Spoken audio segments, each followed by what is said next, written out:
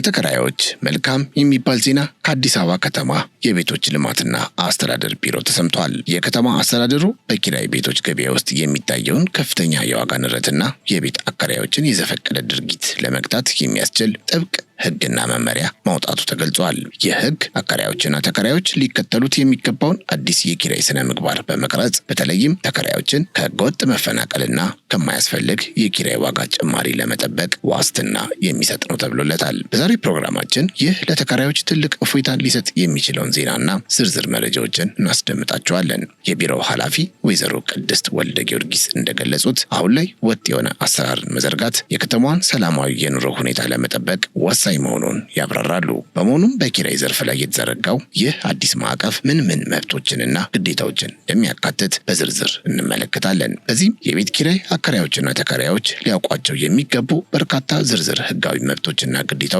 በቢሮው በኩል ተቀምጠዋል። በዚህም በዛሬው ዝግጅታችን እነዚህን ወሳኝ ጉዳዮች እንድታደምጡ እንጠይቃቸዋለን። ምክንያቱም የኪራይ ውል ስምምነቶች ህጋዊነትና የሁለቱም ወገኖች መከባበር በከተማ የቤት ገበያ ውስጥ መረጋጋትን ለመፍጠር መሰረት ስለሆነ ነው። ብዙዎች በኪራይ ቤት ውስጥ ሲኖሩ በውል ስምምነት ላይ የሚኖራቸውን መብት በአግባቡ ባለማወቃቸው ለችግር ይጋለጣሉ። አሁን የተሰማው ጥብቅ ህግ ግን ይህን ክፍተት ለመሙላት የታለመ ነው። በኪራይ ቤት አያያዝ፣ በዋጋ አወሳሰን እንዲሁም በአከራይና ተከራይ መካከል የሚፈጠሩ አለመግባባቶችን በህግ ማዕቀፍ ውስጥ እንዴት መፍታት እንደሚቻል በሰፊው እናነሳለን። እያንዳንዱ ተከራይና አከራይ ሊያውቀው የሚገባው ይህ አዲስ አሰራር በከተማችን ያለውን የኪራይ ግንኙነት ወደ ተሻለና ወደ ሰለጠነ ደረጃ ሊያሸጋግር እንደሚችልም ይታመናል። ከዚህ ባሻገር ግን ተከራዮችም ቤቱን በተረከቡበት ወቅት ሊያሟላቸው የሚገቡ ግዴታዎችና በቤት አያያዝ ረገድ ሊኖራቸው የሚገባ ጥንቃቄም በፕሮግራማችን መጨረሻ ላይ ሰፋ ባለመልኩ ይቀርባል። መንግስት ተከራዮችን ከዘፈቀደ የዋጋ ጭማሪና ከህገወጥ መፈናቀል እንደሚጠብቅ ሁሉ ተከራዮችም የቤት አከራይ ንብረት በጥንቃቄ የመጠበቅና ለታለመለት ዓላማ ብቻ የመጠቀም ግዴታ እንዳለባቸው ድንጋጌ ተቀምጧል። ስለዚህ ይህ ለውጥ በአንድ ወገን ብቻ የሚታይ ሳይሆን የጋራ መብትና ግዴታን ያጣመረ ሚዛናዊ አሰራር ነው ማለት ይቻላል። በዛሬው ዝግጅታችን እነዚህን ሁሉ ጉዳዮች በግልጽ እንድታደምጡ እንጋብዛችኋለን። የዩቲዩብ ቻናላችንን ሰብስክራይብ በማድረግና ይህን ቪዲዮ ላይክ በማድረግ የቤተሰባችን አባል እንድትሆኑም እንጋብዛለን። በየጊዜው የምናቀርባቸውን የከተማችንን ወቅታዊ መረጃዎች እንዲደርሶትም የደውል ምልክቱን መጫን እንዳይረሱ። እስከ ፕሮግራማችን መጨረሻ ድረስ አብራችሁን ቆዩ። ካፍታ ቆይታ በኋላ ተመልሰን እንገናኝ።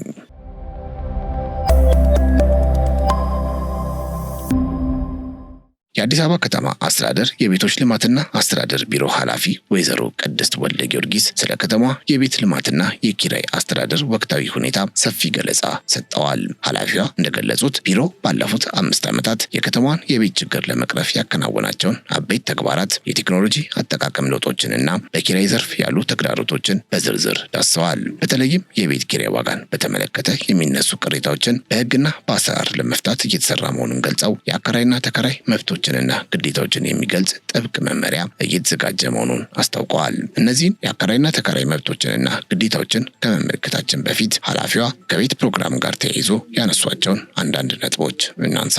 በዚህም ባለፉት 5 ዓመታት የከተማ አስተዳደሩ የቤት አቅርቦትን ለመጨመር ከፍተኛ ትኩረት ሰጥቶ ሲንቀሳቀስ መቆየቱን ተናግረዋል። የከተማዋን የቤት ፍላጎት ለመመለስ በ20/80 በ40/60 እንዲሁም በሌሎች የተለያዩ የልማት አማራጮችን በመጠቀም በርካታ ቤቶች ተገንብተዋል። በመንግስት አስተባባሪነት ብቻ ሳይሆን በበጎ ፈቃደኞች፣ በባለ ሀብቶችና በግል አልሚዎች ተሳትፎ የቤት ልማት ዘርፎ እጅግ ተጠናክሮ መቀጠሉን ነው የገለጹት። በተለይም ዝቅተኛ ገቢ ላላቸው የህብረተሰብ ክፍሎች ቅድሚያ በመስጠት የቤት ባለቤትነትን ለማረጋገጥ የሚደረገው ጥረት ተጠናክሮ መቀጠሉን አስታውቀዋል። ከለውጡ ወዲህ ከተከናወኑ ዋና ዋና ተግባራት መካከል ከ2011 ዓ.ም ጀምሮ በጥራትና በፍትሐዊነት የተገነቡ ቤቶችን ለነዋሪዎች ማስተላለፍ መቻሉን ጠቅሰዋል። ይህም በከተማዋ የቤት ልማት ታሪክ ውስጥ አዲስ ምዕራፍ የከፈተና በርካታ ነዋሪዎችን ተጠቃሚ ያደረገ ተግባር ሆኗል ይላሉ ወይዘሮ ቅድስት ወልደ ጊዮርጊስ። የቤት ልማት ዘርፉ ከጊዜ ወደ ጊዜ ከጥራትና ከቅልጥፍና አንጻር የተሻሻለ አፈጻጸም እያሳየ መምጣቱ በግልጽ የታየ እውነታ መሆኑንም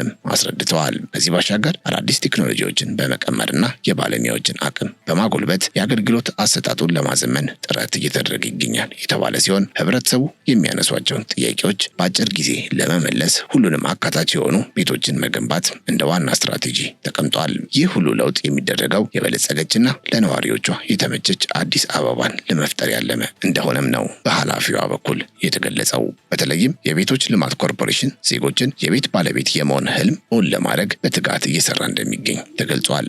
አዲስ አበባን ዘመናዊና የተደራጀች ከተማ ለማድረግ የሚደረገው ጥረት ከቤቶች ግንባታ ባሻገር የቤት አስተዳደርን በዘመናዊ መንገድ መምራትን ይጠይቃል። በዚህ ረገድ የቤት ልማት ዘርፍ ከለውጡ በኋላ በበርካታ መስኮች ስኬታማ እርምጃዎችን መውሰዱን ኃላፊዋ አብራርተዋል። በግል አልሚዎች አማካኝነት ብቻ ከ50 ሺህ በላይ ቤቶች የተገነቡ ሲሆን አስተዳደሩ ለእነዚህ አልሚዎች አስፈላጊውን ድጋፍ እያደረገ ነው። በሌላ በኩል በህብረት ስራ ማህበራት ተደራጅተው ቤት ለማግኘት ተመዝግበው የነበሩ ዜጎች በአሁኑ ወቅት ቤታቸውን እያገኙ መሆናቸውን በመጥቀስ እንደ መልካም ዜና አንስተዋል። ይህ የሁለገብ የቤት ልማት ስትራቴጂ በከተማ ያለውን ከፍተኛ የቤት ፍላጎት ቀስ በቀስ ለመቀነስ ትልቅ ሚና እየተጫወተ እንደሚገኝም ተጠቁሟል። ታዲያ ኃላፊዋ በቤት ልማትና በግንባታ ዘርፍ ከለውጡ ወዲህ የተመዘገቡትን አመርቂ ውጤቶችና የቤት አቅርቦትን ለማሳደግ እየተወሰዱ ያሉትን ስልታዊ እርምጃዎች በዝርዝር ካብራሩ በኋላ ትኩረታቸውን ወደ ተከራዮችና አካራዮች መመሪያና ደንብ ነበር ያደረጉት። በዚህም የቤቶች ግንባታ የከተማዋን የረጅም ጊዜ ፍላጎት ለመመለስ ወሳኝ መሆኑን አንስተው አሁን ባለው ነባራዊ ሁኔታ ደግሞ በአካራይና ተከራይ መካከል የሚታየው መስተጋብር በሕግና በስርዓት እንዲመራ ማድረግ ቀጣዩ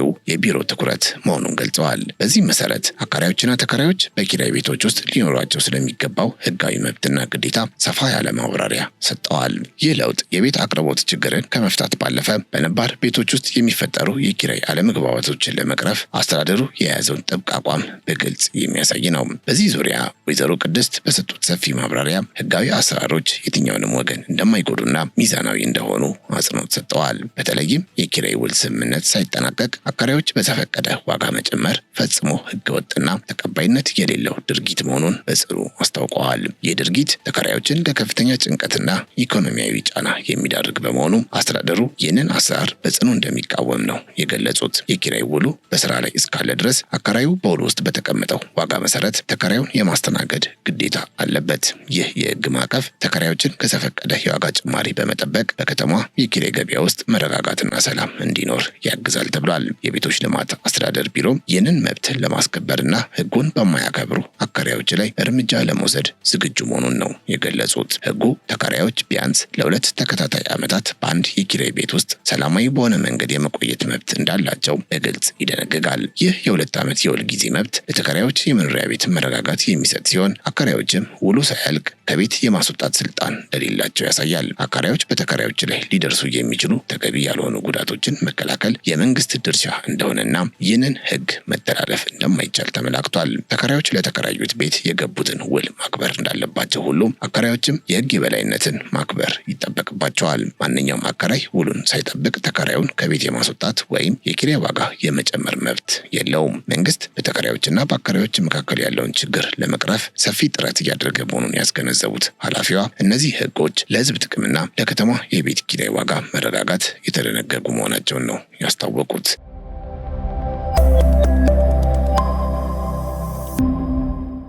ሌላው በተከራዮችና በአካራዮች መካከል የሚፈጠር ማንኛውም አለመግባባት በህጋዊ መንገድ እንዲፈታ ማድረግ የቢሮ ቀዳሚ ትኩረት መሆኑን ኃላፊዋ ገልጸዋል። አካራዮች የቤት ኪራይ ዋጋን ከማንኛውም ህጋዊ አሰራር ውጪ እንዲጨምሩ መፈቀድ እንደሌለበት ነው የተናገሩት። አንድ ተከራይ በህጋዊ ውል መኖር ከጀመረ በኋላ አካራዩ በራሱ ፍላጎት ዋጋ መጨመር መብቱ እንዳልሆነ በህጉ ውስጥ በግልጽ ተደንግጓል። ይህ የመብት ጥበቃ ለተከራዮች መረጋጋትን የሚሰጥ ሲሆን የአካራዮችን የዘፈቀደ ድርጊት የሚገታ ቁልፍ እርምጃ ተደርጎ ተወስዷል።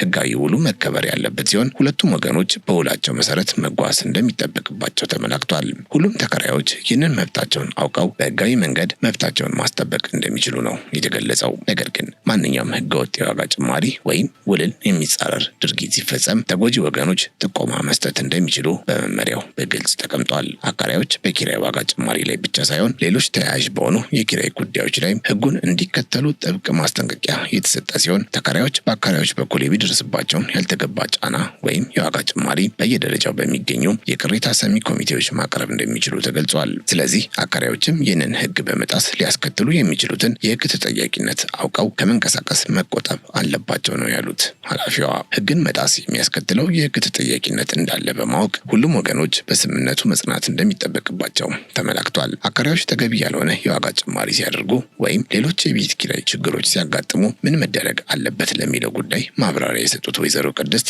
ነዋሪዎች በየደረጃው የሚገኙ የወረዳና የክፍለ ከተማ አስተዳደሮች በእነዚህ ጉዳዮች ላይ ውሳኔ የሚሰጡ ቅሬታ ሰሚ ኮሚቴዎች በይፋ ስለተደራጁ እዛ ሄደው ጥቆማ ማቅረብ እንደሚችሉ አስረድተዋል። አንድ ተከራይ በወረዳ ደረጃ ቅሬታውን አቅርቦ መፍትሄ ካላገኘ ወደ ክፍለ ከተማ በማለፍ ጉዳዩን በህጋዊ መንገድ ማስፈታት እንደሚችልም አክለዋል። ተከራዮችም ይህንን ህጋዊ መብታቸውን በመጠቀም በደል ሲደርስባቸው ዝም ከማለት ይልቅ ቅሬታቸውን ማቅረብ አለባቸው የተባለ ሲሆን ይህ አሰራር ነዋሪው ከማንኛውም በደል እንዲጠበቅና ህጋዊ ጥበቃ እንዲያገኝ የሚያስችል አሰራር መሆኑ ተመላክቷል። የቤት ኪራይ ጉዳይ በየደረጃው በሚገኙ አካላት በኩል በህግና በአሰራር መመራቱ የከተማ የቤት ኪራይ ዋጋ ተረጋግቶ እንዲቆይ ያስችላል። አከራዮችም ሆኑ ተከራዮች በስምምነታቸው መጽናትና ህጉን በማክበር አብረው ሊኖሩ እንደሚገባ ነው ወይዘሮ ቅድስት በዚሁ አጽንኦት የገለጹት። በተለይም የቤት ኪራይ ውል ቀኑ እስኪያበቃ ድረስ ዋጋ የመጨመር መብት እንደሌለ መታወቅ አለበት በማለት አስታውቀዋል። ከዚህ ውጭ ግን ውሉ ሲያልቅ በአዲስ ስምምነት ተከራዩን ወይም አከራዩን በሚስማማ መልኩ መቀጠል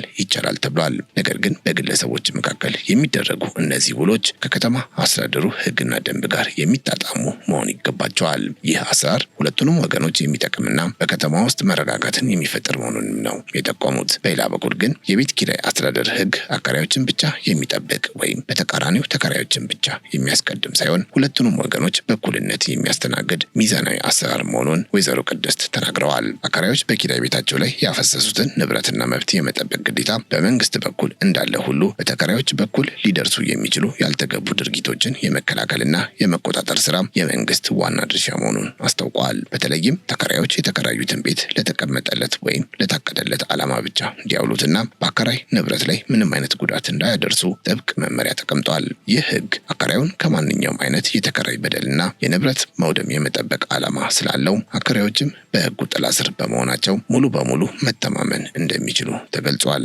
በተመሳሳይ መልኩ ተከራዮች ቤቱን ሲረከቡ የተፈራረሙትን የውል ግዴታዎች በቅንነትና በታማኝነት መፈጸም እንደሚጠበቅባቸው በግልጽ ተመላክቷል። ቤቱን ለታለመለት ዓላማ ብቻ መጠቀም፣ የንብረቱን ጥራት መጠበቅና በውሉ ላይ የተጠቀሱትን ነጥቦች ማክበር የተከራዮች የመጀመሪያ ግዴታ ነው። መንግስት ተከራዩን ከዘፈቀደ የዋጋ ጭማሪና ከህገወጥ መፈናቀል እንደሚጠብቀው ሁሉ አከራዩ ንብረቱን ተከራዩ ለሌላ ተገቢ ያልሆነ ጉዳይ እያዋለ እንደሆነ ወይም ጉዳት እያደረሰ እንደሆነ ከተጠራጠረ ህጋዊ መብቱን ተጠቅሞ ቅሬታውን ማቅረብ እንደሚችል ተነግሯል። ይህ የሁለትዮሽ ጥበቃና ግዴታ በከተማ ያለውን የኪራይ ስነ ምግባር በማስተካከል ክራይና ተከራይ በመከባበርና በስምምነት የሚኖሩበትን ጤናማ ማህበራዊ ግንኙነት ለመፍጠር ታቅዶ የሚሰራ ነው። በጥቅሉ መንግስት በተከራዮችና በአከራዮች መካከል ያለውን ግንኙነት ለማዘመንና የተሟላ የህግ ማዕቀፍ ለመፍጠር የሚያደርገው ጥረት ቀጥሏል ማለት ይቻላል። ተከራዮች ቤቱን ለተፈለገው ዓላማ ብቻ እንዲጠቀሙና በአከራዩ ንብረት ላይ ጉዳት እንዳያደርሱ የማድረግ ግዴታ አለባቸው። በተመሳሳይ መልኩ አከራዮችም ተከራዮቻቸውን ከማንኛውም ያልተገባ ጫናና የዋጋ ጭማሪ በመጠበቅ ሰብአዊነት በተሞላበት መንገድ ማስተናገድ ይገባቸዋል። ይህ የመከባበርና የህግ ተገዥነት ባህል በከተማዋ ሰፍኖ የቤት ኪራይ አገልግሎቱ ግልጽና ፍትሃዊ እንዲሆን ሁሉም መስራት እንዳለበት ጥሪ የቀረበ ሲሆን ሁሉም ተከራይና አከራይ በዚህ አሰራር እንዲያልፉ መመሪያ መቀመጡን ለመመልከት ችለናል።